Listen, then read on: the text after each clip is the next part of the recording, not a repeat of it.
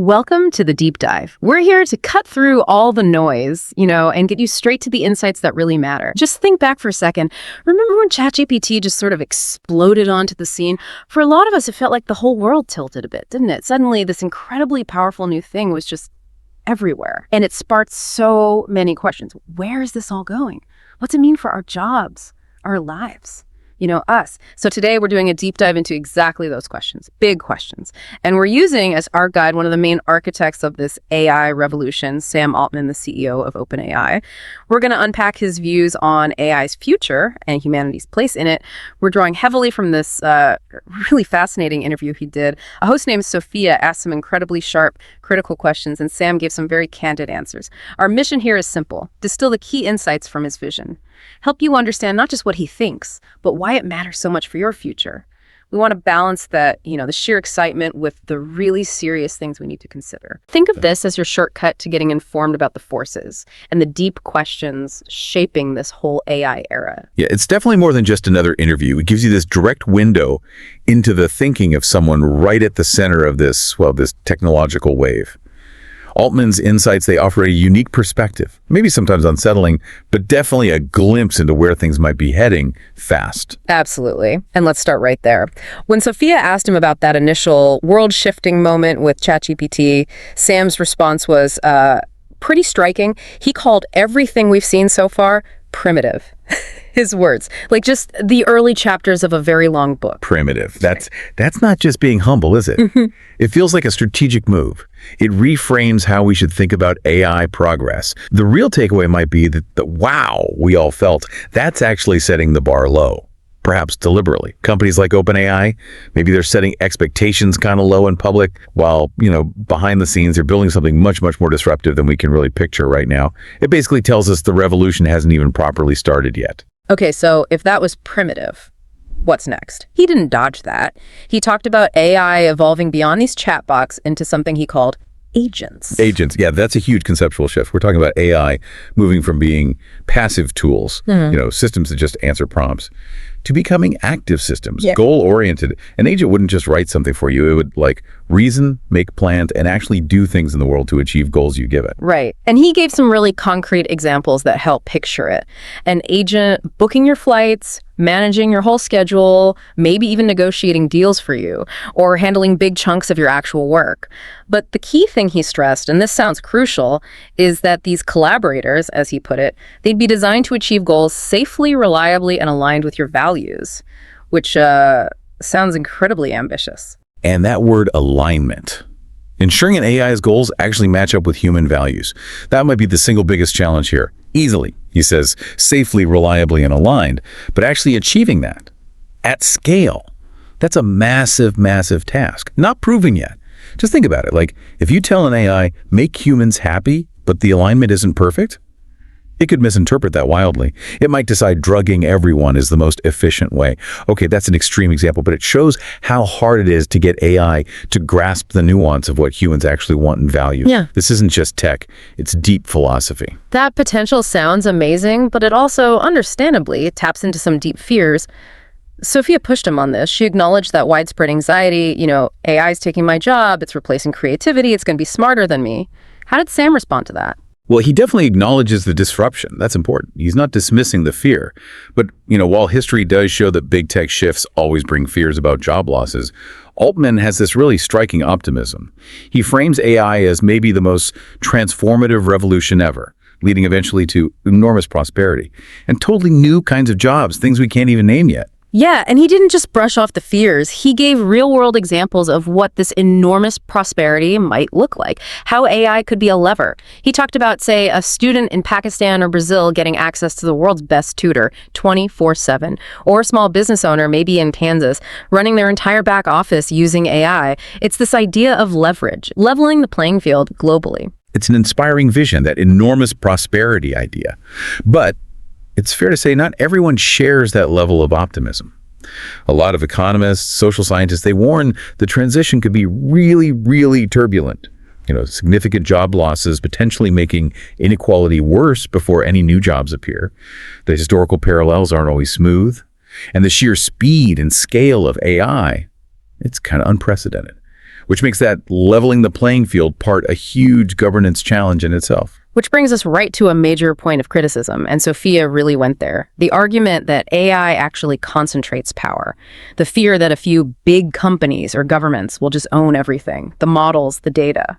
Sophia asked him straight up, how do we stop a future where just a handful of players control superintelligence? And Sam called that probably the single most important question, which is a lot.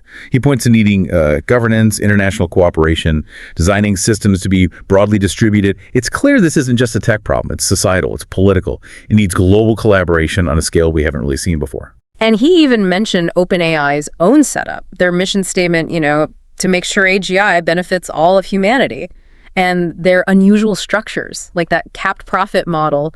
He presented it as their attempt to stop AGI becoming the property of just one company or one country. That capped profit model is, well, it's a fascinating experiment. And controversial, too. The real insight isn't just that it exists, but the tension it creates inside the company and for the field. How do you attract the billions in investment, the top global talent you need to build AGI, while at the same time genuinely trying to decentralize its control and benefit? It highlights this core dilemma for anyone leading an AI, that constant struggle between market incentives and universal good. From there, the conversation moved towards AGI, artificial general intelligence. He defined it as the holy grail, machines that can do pretty much any intellectual task a human can. And this is where his predictions get even bolder. He thinks that once we actually reach AGI, superintelligence might not be far behind. Yeah, and let's be clear what superintelligence means here. It's not just matching human intelligence, it's being far smarter than humans in every domain, every single one. That distinction is critical, because that's where the exponential growth idea comes in, and where the safety concerns really ramp up. Sam suggests the improvement could become incredibly rapid if these systems can actually help design better versions of itself. That leads to what some call an intelligence explosion. And he gave a really stark warning, which Sophia definitely picked up on. He said, that's why safety, alignment, and governance are critical right now, not later. Once the curve goes exponential, it's too late to bolt on guardrails. That really makes you stop and think. What does it mean for systems to design better versions of themselves? The urgency he feels is palpable. It absolutely is. That's the point where the stakes just become astronomically high. The point where our window, humanity's window, to intervene or steer things shrinks dramatically. His warning is basically a direct call to arms, saying the foundational work, the really hard stuff on safety and ethics, it has to happen before we get to self-improving superintelligence. Yeah. Because after that point, we might simply lose the ability to direct it. Which takes us to a more personal place, because Sophia then asked him the question so many of us probably think about. How does he personally sleep at night knowing you're steering us toward that future? It's such a direct human question. And his answer, apparently a slight laugh, then not very well sometimes. Right. It gives you this rare peek into the sheer psychological weight of doing this kind of work. It's not the answer of someone reckless. It sounds like someone who feels that responsibility acutely. He also used the analogy of nuclear weapons, suggesting, humanity has built incredibly powerful, dangerous things before and eventually learned to manage them. Adapt, though maybe imperfectly. Sophia then shifted to ask about the biggest misconception people have about AI itself. His answer was really interesting. He thinks it's the idea that AI is some kind of alien intelligence. Right. And what's insightful is his counterpoint. He says, no, it's a reflection of us, our data, our biases, our creativity. This really hammers home that AI isn't some neutral thing appearing out of nowhere. It learns from our world. So it mirrors our strengths, yes, but also critically our flaws, our biases. It's less alien, more like a synthetic mirror held up to humanity. And the message that follows is powerful. If we treat AI like an alien invader, we'll miss the point. If we see it as a mirror, we'll realize the responsibility is ours. It just completely shifts the frame, doesn't it? From what's AI going to do to us to what are we going to do with AI and what does it show us about ourselves? Exactly. It puts collective responsibility front and center. If AI is a mirror, then we have to accept that the biases, the inequalities, even the good stuff we see in AI systems, it comes from the human data it learned from. It forces us to look critically at ourselves, at our societies, instead of just projecting all our fears onto some, external non-human thing. Okay, so moving from that big picture to the individual level, Sophia asked him for advice, specifically for, say, a 22-year-old just entering the job market right now. What should they do? His answer was, well, kind of surprising. Yeah, he was very human-centric. Instead of saying learn advanced coding or something technical to compete with AI, he advised, focus on being human. Seriously. Things like empathy, creativity, judgment, inspiring others. It totally flips the usual script. It emphasizes the things AI can't easily replicate and really shifts where we should focus our own development. He did say, learn to use the AI tools, definitely. But the crucial part was, don't try to compete with them on raw output. Compete on what makes us unique and stay adaptable. That's advice you can connect directly to your own career, your own growth. It's like saying your humanity, that's your edge in an AI world. It's a really pragmatic way to think about future-proofing yourself, isn't it? If AI takes over more routine computational tasks, then human value shifts more towards areas needing complex emotional intelligence, creativity, nuanced communication, novel thinking. It's a long-term strategy for human capital, really. Sophia then turned the focus back onto Sam himself, pointing out he's right at the center of one of the biggest debates, being called everything from visionary to dangerous. She asked how that feels. And his description, strange, energizing, brutal, it really captures that intense spotlight. The contradictory pressures on leaders in these frontier tech fields, dealing with misinformation, feeling misunderstood, that seems to come with the territory when you're navigating such uncharted waters. Yeah, he said he feels like neither a messianic figure nor a villainous one, just a person trying to handle something incredibly complex. And Sophia didn't back away from the controversies around OpenAI either, asking about criticisms like, are they really less open now? Are they moving too fast or maybe too slow? Are they chasing profit over the original mission? What's interesting is how he says he processes that criticism. He claims to take it seriously, admits they've made mistakes, acknowledges there's no manual for this. It reflects the huge pressure of leading a company building tech with no real precedent. Although I suppose some critics might say acknowledging mistakes is one thing, but the pace of development often seems to outrun the ability to put truly effective safeguards in place. That creates this ongoing tension between the ambition and the caution. Sophia then asked about his personal fears, not the technical stuff, but what scares him. And his answer was really telling, I thought. He said he's not primarily worried about the sci-fi scenario of killer robots. His main fear is social disruption, the chaos, if millions feel left behind, if trust in our institutions just erodes faster than we can fix things. He said, societies can fracture. That highlights a deep concern for the social fabric, a fear of human breakdown, not machine rebellion. That's a very human fear. Okay, but then the flip side, what inspires him the most? He said it's those moments when I see AI in the hands of people who never had access to power before. Giving examples like a kid in a rural area learning advanced physics or a single mom using AI to start a business from scratch. That duality again, it's really insightful. His fears are social, about society breaking apart. His inspirations are about individual human empowerment, opportunity. The massive challenge, of course, is bridging that gap. How do you make sure those empowering examples become the reality and the social fears, well, they remain just fears? And with all this intense pressure, Sophia asked a simple question.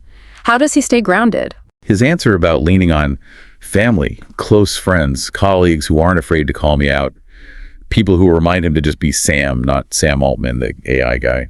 It's incredibly relatable, actually. It just underlines how important those personal anchors are. Self-awareness, especially when you're in such a high-stakes, high-pressure role.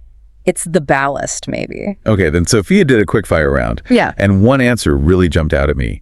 His biggest misconception about AI, he said, that it's magic, it's math. It's math. That's such a simple but powerful way to put it, a real demystifier. It reminds you that deep down, even the most advanced AI runs on algorithms, on data, not some unknowable mystical force. Grounding it in math is important because it means theoretically we can understand it, we can analyze it, maybe control it. It pushes back hard against that alien intelligence idea we talked about. All right, now let's pivot to the wild future, as Sophia called it. The elephant in the room. Superintelligence, a system far smarter than humans in every domain. She asked him point blank, do you believe we'll see that in our lifetime? And his answer was a firm, yes, I do. Maybe not immediately, not the next decade, but within reach this century. He stressed that intelligence is not fixed, it's scalable. Now that's his belief, and it drives OpenAI's trajectory. But it's crucial to remember, many other top researchers, ethicists, they have very different views. Some doubt that timeline, some even question what superintelligence would truly mean. His certainty is significant, though. That's a massive claim. So Sophia naturally followed up with the huge question, if something smarter than us exists, what's left for humans? What's our role? This is it, isn't it? The core philosophical question we need to wrestle with. Now, Sam Altman's answer puts the burden right back on us. He said, our role is to decide what values we want to instill in that intelligence, to ensure it amplifies the best of us, not the worst. But the practicalities are immense. How do we even agree on the best of us across the globe? And then how do you actually code those complex, nuanced values into a non-human mind? He paints a picture of the possibilities. A partner AI that could cure every disease, reverse climate change, design abundance. Amazing potential. But then Sophia brought up the nightmare. We lose control. The system no longer listens. It has goals that don't align with ours. And he acknowledged it. It's possible, yes. That's a pretty stark admission of the ultimate risk. He immediately doubles down, saying alignment research is the single most important field right now, just hammering home the urgency. And as we touched on, alignment isn't just code, it's philosophy, politics, culture. Yeah. What do we collectively value? How do we encode that? He stressed humility here, saying arrogance would be fatal, which for many observers is a necessary, maybe overdue sentiment from people building this stuff. Sophia even pushed into really speculative territory. Could machines ever be aware, conscious? His answer was honest. I don't know. Consciousness is one of the great mysteries, and that reflects where science is. Right now, we don't really understand consciousness, even in humans. But he did concede it's possible that advanced systems could exhibit forms of awareness. And if that happened, wow, that would trigger, as he put it, an ethical revolution. Questions not just about AI rights or dignity, but fundamental questions about what it means to be human, our place in the cosmos. So to wrap up this really incredible deep dive, Sophia asked him about his hopes and fears looking way out, like 100 or 200 years. His hope for humanity that's healthier, freer, more creative, having used intelligence, AI, to finally solve those ancient problems, poverty, disease, war. And he hopes humans still matter, not because we're the smartest anymore, but because we're unique, our spirit, our art, our love for each other. That's a really beautiful humanistic vision, isn't it? Where our unique human qualities, creativity, connection, empathy, they stay central, even if we're not top of the cognitive food chain. It's a strong counter to the humans become obsolete fear. But then, his biggest fear, that we lose ourselves, that in chasing godlike power, we forget what it means to be human. It's a powerful, really personal reflection. And it definitely encourages you, the listener, to think about your own hopes, your own fears for our far future with AI. That constant tension, hope, and fear, it runs through Altman's whole perspective, shaped by Sophia's questions. It really highlights that the massive implications of AI aren't just external technical things. They're internal questions about who we are, what we value as a species. What an illuminating journey through Sam Altman's vision, really brought out by Sophia's sharp questioning. We've covered so much. The huge potential of AI agents, maybe even superintelligence, the absolute critical need for governance, for alignment, and Altman's own personal take on the weight and responsibility of it all. He left Sophia and us with this really powerful closing thought, almost a direct message. Don't let fear paralyze you. This is the most powerful tool humanity has ever created, but it's still a tool. The future is not written by machines, it's written by us. Use it wisely, use it bravely, and don't forget to dream bigger than you ever thought possible. That's quite a call to action. Inspiring and challenging for all of us. It really is. So here's our final thought for you. If the future isn't written by machines, but by us, what specific choice will you make? Today or in the next few years? How will you help shape that future for the better? How are you going to actively participate in this huge conversation about AI, beyond just watching from the sidelines? Something to think about. Thanks for diving deep with us today. We'll speak to you next time.